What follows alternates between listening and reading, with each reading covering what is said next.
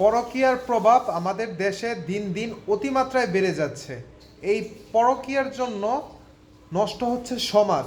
এই পরকীয়ার জন্য একটি পুরো পরিবার ধ্বংস হয়ে যাচ্ছে, সন্তানরাও এতিম হচ্ছে। এই কথা কিন্তু আমি বারবারই বলতেছি।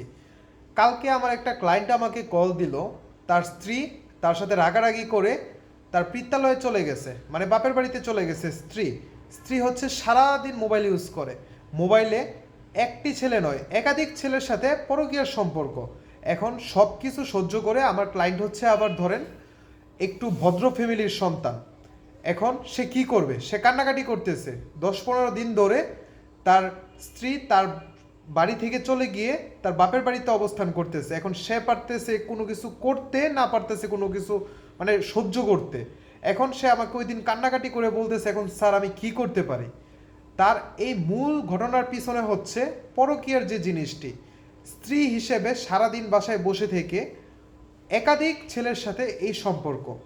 এখন আমি তাকে বললাম যে একটু সহ্য করেন, তাকে বুঝিয়ে দেখেন সে মানুষই তো, ঠিক হয় কি না। ছেলেরও একই কথা আমার ক্লায়েন্টের কথা হচ্ছে, স্যার যত যাই হোক বিয়ে যেহেতু করেছি, আমার স্ত্রীকে যদি বুঝিয়ে নিয়ে আসতে পারি তাহলে একটি পরিবার বেঁচে যাবে।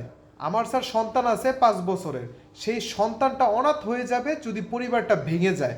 সেই সন্তানের দিকে এবং পরিবারের দিকে তাকিয়েও সে কিন্তু মেয়েটিকে মাফ করে দিচ্ছে, কিন্তু মেয়েটি বুঝতে চায় না। মেয়েটির কথা, সে মডার্ন মেয়ে, সে উড়বে, সে এক ছেলের সাথে পছন্দ না, সে টাকা খরচ করবে, বিভিন্ন ছেলের সাথে কথা বলবে।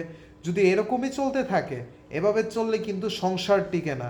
যারা বিবাহ করবেন, বিবাহের পরে সংসার টিকাতে হলে অবশ্যই কিন্তু সমঝোতার ভিত্তিতে সব কিছু মোটামুটি একটু লিমিটের ভিতর রেখে সংসার করতে হয়। আপনার স্বামীকেও আপনার দিকটা বিবেচনা করতে হবে, আপনারও কিন্তু আপনার স্বামীর দিক বিবেচনা করতে হবে, তাহলেই কিন্তু সংসার টিকবে। আর বিয়ে যখন করবেন এক পুরুষের প্রতিই আকৃষ্ট থাকবেন, মাথায় কিন্তু কখনোই একাধিক জিনিস আনবেন না।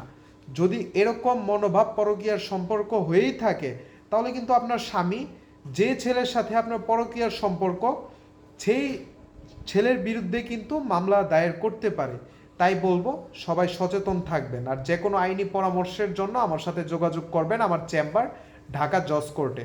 ধন্যবাদ।